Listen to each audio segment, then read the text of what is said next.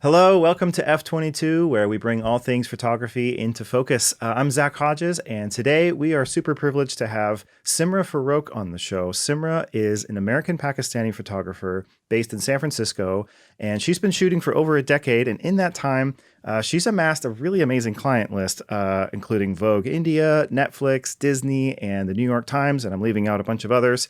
Her South Asian and Muslim identity is a big part of who she is, and she's dedicated to helping people feel seen and empowered. And so amazing person and amazing photographer. So we're so happy to have you on the show. Thank you and welcome, Simrah Farrukh. Of course. Thank you for having me. I'm excited to be here and speak with you today. Yeah. So maybe just to kind of start us off, tell us about who you are, where you are, the kind of work you do. Help us kind of get to know you. Yeah.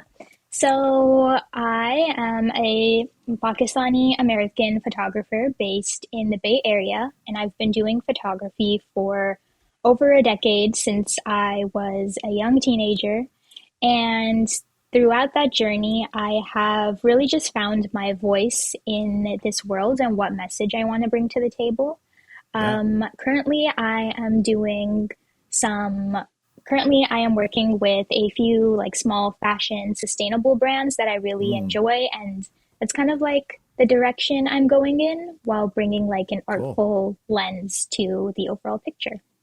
Yeah. Yeah. So like with an aim on sustainability, kind of with a purpose, but with also your artistic and your creative kind of abilities thrown in there. Yeah.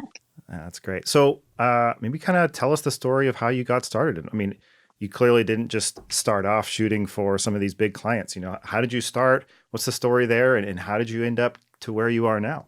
Yeah. So I started off with photography just as a hobby, and me and my friends would go on trails behind our houses. And whenever any of us would get like a new outfit, we would just bring my camera along with us and chase take random photos. And those would end up being like just simply our profile photos on like Facebook. Yeah. And from there, as I grew older, I kind of grew with my work and with Mm, photography.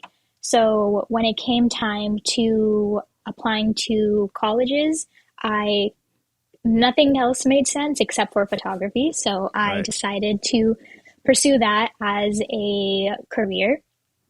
And around that time when I was applying to colleges, I had a pivotal moment in Pakistan where I Mm, came across like an archive of family photos, and it really showed me the power that photography can have on people because I learned mm, so much about my family history and my background. right. So my college essays going forward were about that pivotal experience and that moment I had in Pakistan. Hmm. And from there, got into school. I went to Loyola Marymount University and studied studio arts with an emphasis in photography. Nice. And that's also kind of when my work started to gain attention and really get some traction going because I was working with like the South Asian influencers who were like on the rise. And Mm, whenever I do a shoot with them and they would post, it kind of was like a domino effect and kind of just brought more people to my work. And so my work then just became about like my South Asian identity and my Muslim upbringing and just encompassing the different multitudes of stories that are within that right. community. And then it also kind of paved into a path of doing my own artistic background, but then also working with these, again, small sustainable fashion brands that I really enjoy working with. Yeah.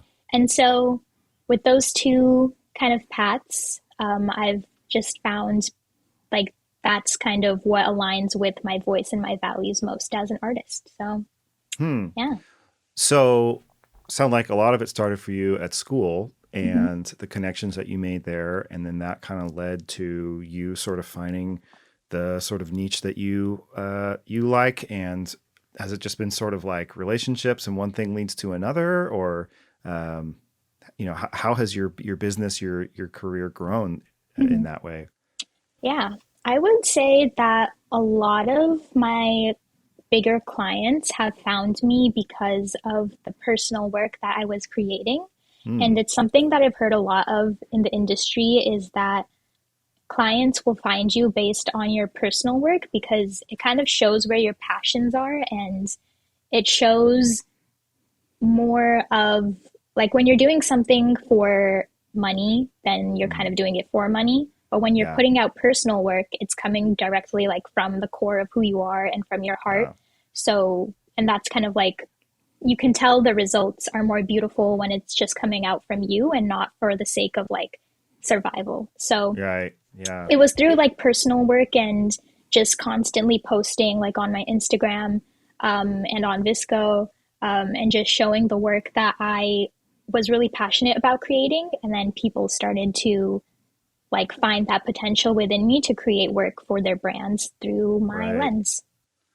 Yeah, that's amazing to hear actually, because I feel like there's so much energy focused on hacks, tricks, tips, how to make yourself more visible, how to get exposure, how to get visibility, how to get work and whatever. And it sounds like for you it was just really genuinely being who you are, finding your own voice, and that ended up being what brought you the clients that really aligned with your vision. Yeah, exactly. It was a bit Interesting. of like putting myself out there and Yeah. a bit of networking, but for the most part, like even a conversation starter between like me and someone else would be like, oh, like what are you working on right now? Or and I would just talk to them about like a personal project I was working on. So the personal project was always the core, but there was also like networking, there was like doing outreach and like sharing that personal work, things like that. Yeah. So you weren't like just throwing personal work out into the void and Hmm. Netflix and Disney come to you. Like you Yeah, had to do some work too. Yeah. Okay. exactly. That makes sense.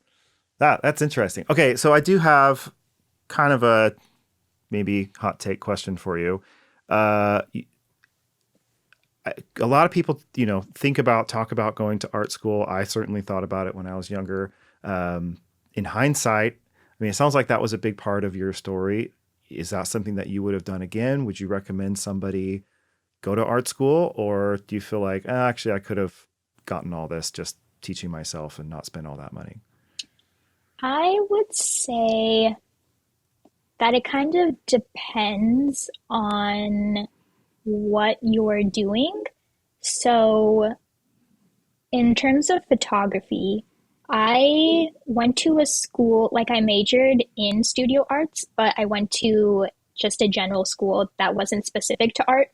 So I did take other classes, but those were more like general ed courses. Yeah. I do wish that I was like had the opportunity to take classes around like building a business and like Mm, marketing yeah. because Yeah. those are all the things in a photography business that you kind of figure out yourself, or like Yeah. you're talking to another photographer and you're like, oh, how much do you set aside for taxes? I set aside this amount. And it's just like Right. that's how you kind of learn how to actually run your business on the back end of things. Yeah. So I would say that if someone were to go to school for art, I would say to at least take courses or like do a minor in something that will complement your Mm. art so that you can actually succeed and not get worried about when tax season is coming. Yep. Yep. That's good. I feel like so or not enough attention is paid to that. Not enough light is shown on that because it's great to have good work, but I mean, I remember from my days as a full-time photographer, it was amazing how small of a chunk of time I actually spent taking pictures compared to all the other stuff that you have to do to run a business and just maintain that life. So that's really good advice.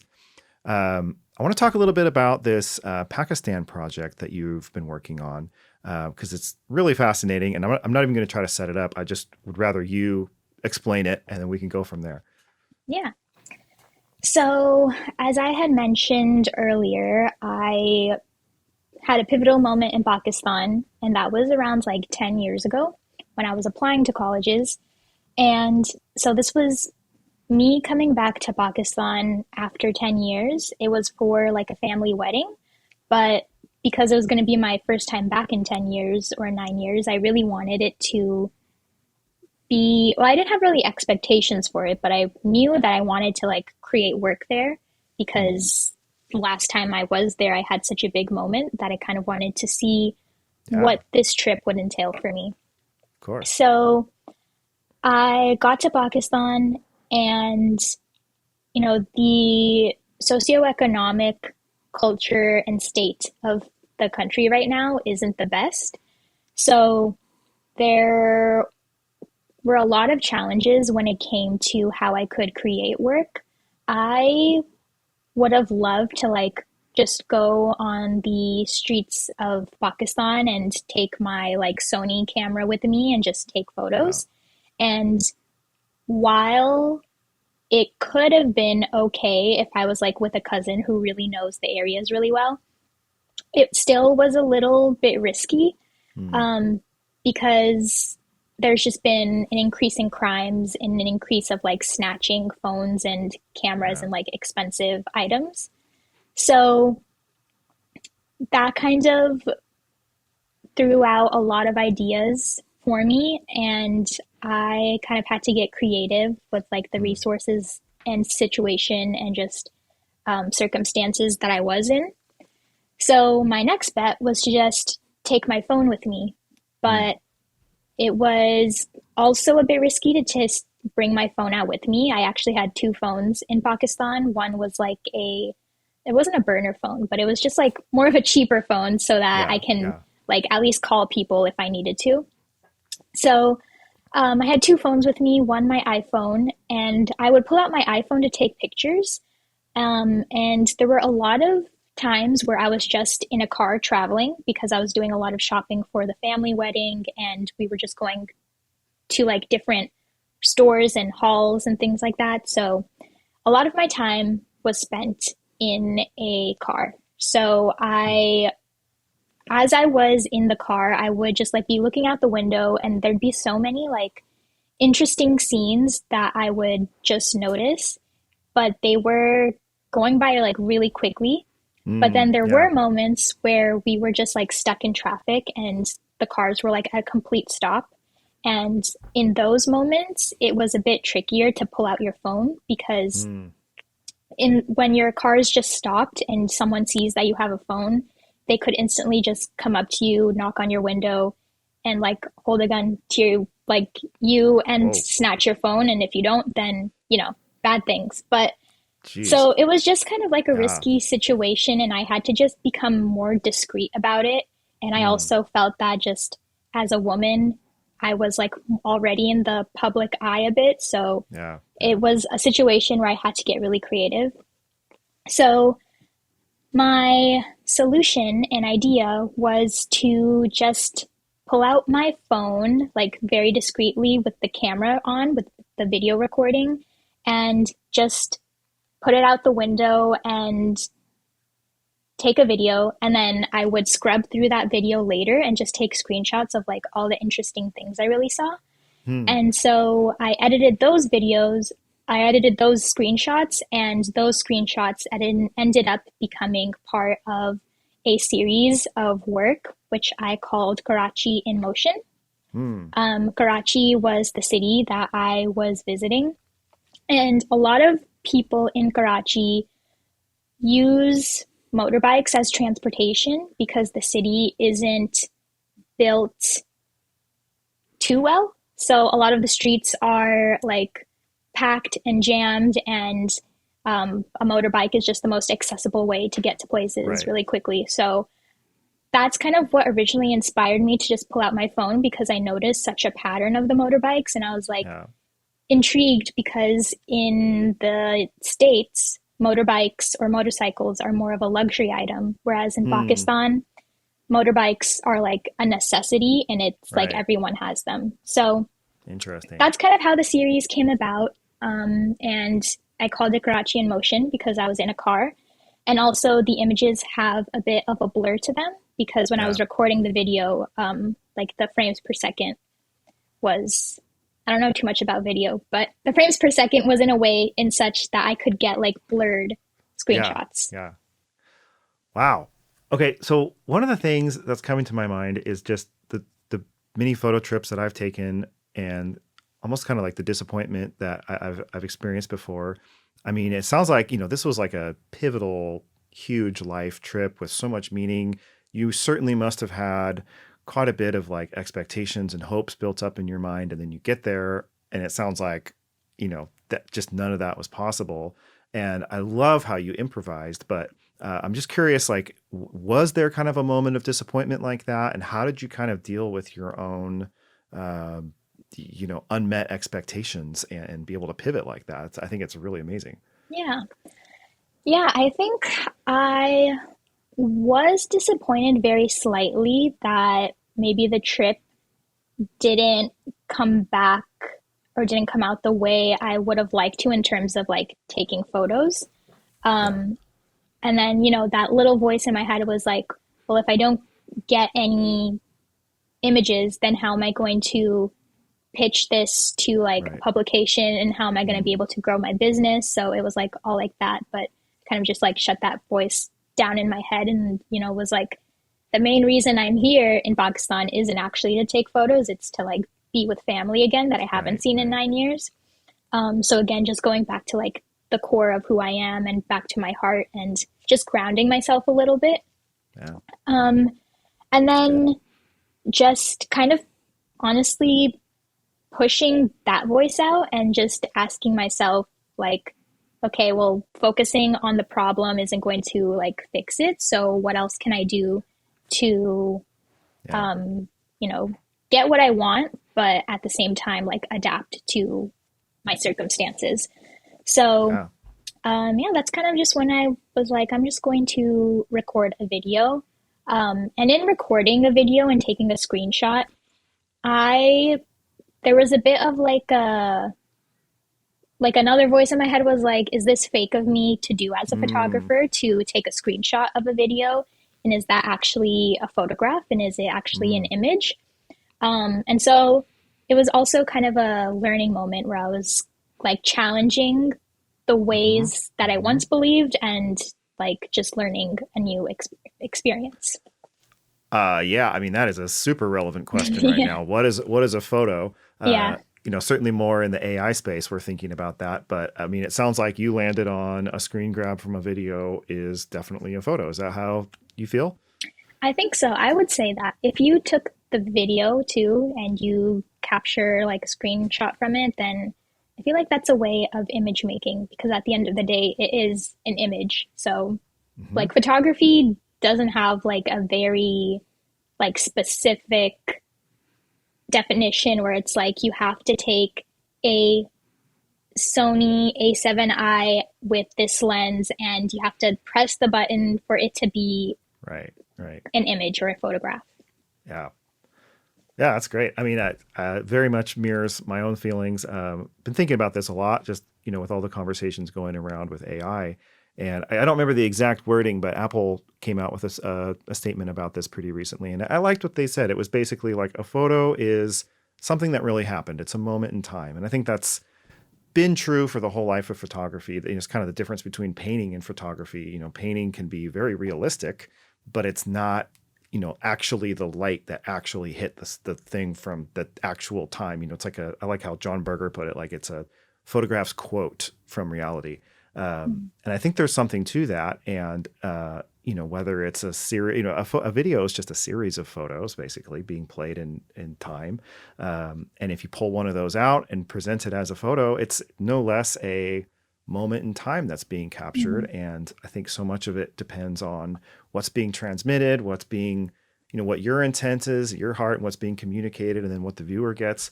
Yeah, to me, that seems very much like a photo. And it is certainly unconventional, but given the constraints that you were faced with, I'm amazed that you came up with this, and kudos and applause to you for pulling this off. It's amazing. Thank you.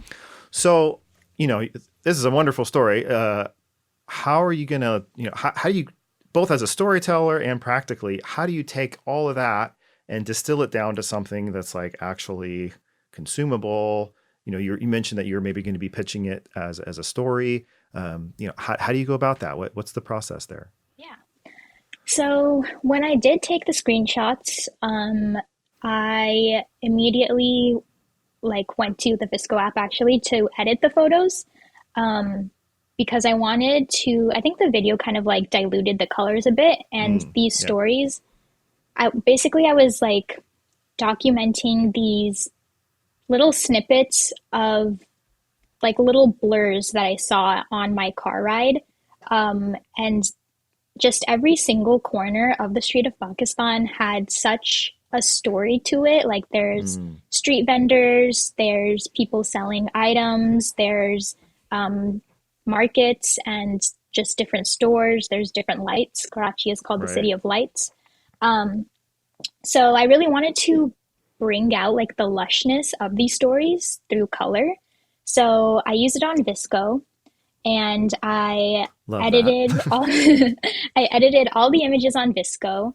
And then to present it, I have used blogs to Mm, create a story around it so that it's just all in one place, and I can just use that as a way to put it out into the world.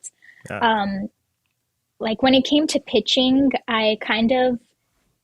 I would have pitched it, but because I was already in the VSCO app and VSCO has all these features, I was just like, it's just more convenient and an easy way to like share this story with the world Yeah. through my own like control. So, Yeah. and Yeah. with like my own words and things like that. So that's how I have brought it out Makes into the sense. world. Nice. And so then, are you going to pitch it as a story? And it sounds like you're just going to basically send the link to the Visco blog at that point. Is that what the plan is?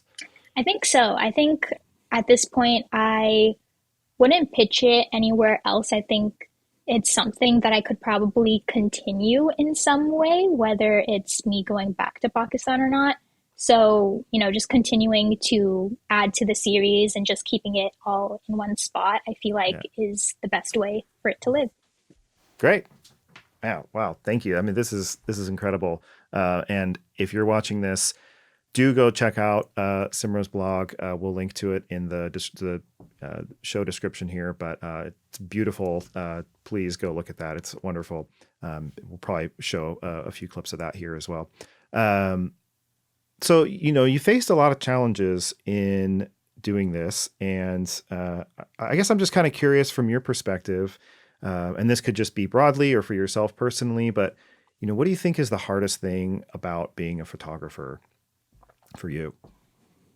I think the hardest part about being a photographer for me would have to be really getting my story out there, Mm, meaning like when I do pitch my work, I have such a niche topic that I'm talking about, but yeah. it doesn't resonate with every single publication.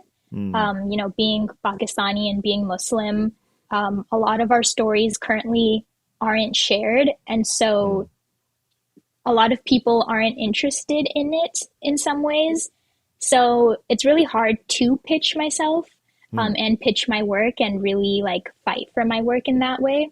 yeah. So yeah, like again, when I'm given the opportunity to just put it out there myself, I just put it out there myself and kind of advocate for myself and my own work.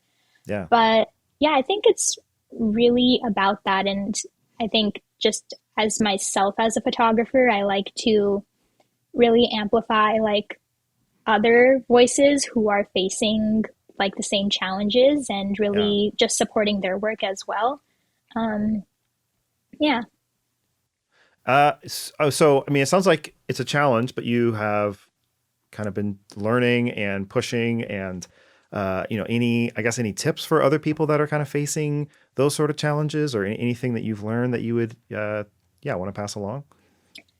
Yeah, in that regard, I would say to support yourself and be an advocate for yourself because, I can pitch to places and they may say yes or no. And if they say no, then at least, I'm still putting in the work to stand up for the my work, and kind of just being there for myself because if Yeah. you're not going to advocate for yourself, then no one in the world is going to be able to. And then also, that's also not to say that no one is going to like say yes to taking in your work for their publication. but it's Yeah. just about like the right people and the right opportunity that like truly aligns with your voice as an artist. Yeah. And is that just knock on as many doors as you can find, or is there some kind of like a strategic stance that you take to, to find the right people to, to pitch to? What has that been for you? Yeah, I would say that I first do my research on what publications could align with the work that I'm Hmm. doing. And then I find all of those publications and knock on many doors as I can for that. Yeah. Um, and maybe like one will respond and say, yeah, sure, let's go with it. Yeah. Um, so it's kind of, yeah, I think it's just all about that right opportunity and that right moment. Yeah. How much of the work that you do is like you reaching out to them versus them coming to you, if you don't Yeah, mind sharing? yeah.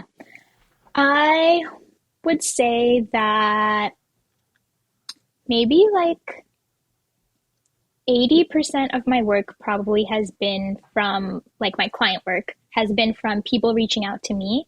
Hmm. And then maybe 20% of my work has been me reaching out to a client and then waiting for them to have something for me. And then they actually do come back to me. Hmm. And that time period could honestly be like 3 months to like a year or two. So it's like a Wow. game of waiting, but Yeah. Yeah.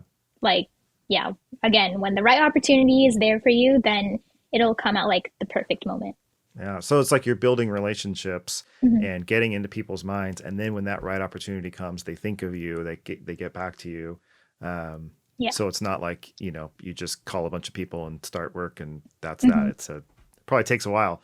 Yeah, Um, exactly. yeah, it's fascinating. And I mean, you've been going for a while now. How do you feel like the industry has changed? The process has changed, if at all? Have you seen anything like that in the time that you've been working? Um, I would say that I think just after COVID in general, things have Hmm. started to slow down quite a bit. Um, not that other photographers or myself are getting like these really cool gigs, but Yeah. it's just less so with how the economy is right now and just everything else in the world. Yeah. This was something I was going Yeah. to ask about actually, because I feel like I'm hearing this a lot. People saying this has been a really hard year, not getting as much work, those kinds of things. And there's people are pointing their fingers at everything from AI to the economy to, social media, video, whatever. And it sounds like you're saying post COVID, just economy is not as good, and therefore photo work isn't as good. Is that kind of how you're feeling? Yeah, definitely. I think like the year after COVID was a pretty good year for me Hmm. because there were a lot of like DEI campaigns and Oh, people were wow. interested in this is kind of a hot take almost, but a lot of Give it to people us. Let's hear it. a lot of people were all of a sudden like interested in bringing in like diverse talent and Mm, like I being Pakistani, being Muslim, they wanted to hire me for my work. And right. so in 2020 and 2021, a lot of that was happening and I was like getting a lot of clients. But then the year after that, those same people like became quiet and I think like Mm, those same DEI initiatives kind of became quiet and didn't have like budget or things like that. yeah. And so I Interesting. think I've heard this from a lot of like BIPOC creators that after like 2020 and 2021, all of a sudden their clients have like forgotten about them um, Hmm. when they were like constantly in our inboxes asking us to create work around our identities. So Wow. I think that's a bit of like a change in the mix of just the economy and AI and everything. Yeah. Yeah. I mean, a sad commentary on, I don't know, our world, but yet another factor in all of this. That's fascinating. I hadn't heard that one before. Um, well, I certainly hope that picks back up for you. But it sounds like you're doing okay, Yeah. which I'm glad to hear. And I just got to ask because we all want to know. You mentioned I think you're shooting with Sony. Can you just give us the rundown of your gear and Hmm. what makes your beautiful shots work gear Yeah. wise? So digitally, I shoot with a Sony A7. I don't even know how to pronounce it. A7, like a three eyes. A7 I three. think it's three. There's A7 III. Because I think A7. it's Roman numerals, right? Because they go like three, and then there's like the IV, which is four, and then I think Yeah. there's an A7R5. I should know Okay. this. I did a Well, video on this. I should know yeah. this. But this is a Sony A7, one of them. Yeah. Sony A7. The third one, I don't know. And then I shoot with I have a 35 millimeter prime lens, and Mm, then I have a 24 to 70 1.2 or 1.8 lens. Um, and then film wise, I haven't been shooting too much film lately, but I shoot with the Mamiya RZ67, and then I mm, have a nice. Contax T2 for just like those fun Beautiful. out and about moments. That's pretty much it for like what I shoot with. Yeah. And it sounds like from how you're saying that film is more fun, digital is what you do for client work mostly. Yeah, or actually, just lately in general, I haven't been touching my film cameras as much. Um, but I shoot mostly digitally with clients, and then a lot of my recent personal work has been with a digital camera as well. But yeah, my photos kind of, when I edit my photos, they just somehow end up looking like film. So yeah. Great. Anything else? Any parting wisdom? Anything else you would want to pass along to other budding photographers who are wanting to kind of go on the same path that you're on? Um, I would say that the longer it's a hard career path because it's like you really have to advocate for yourself and put yourself out there and do a lot of outreach. But the longer you are in the game, like people don't tend to stick around in the game for long. So then there's like Hmm.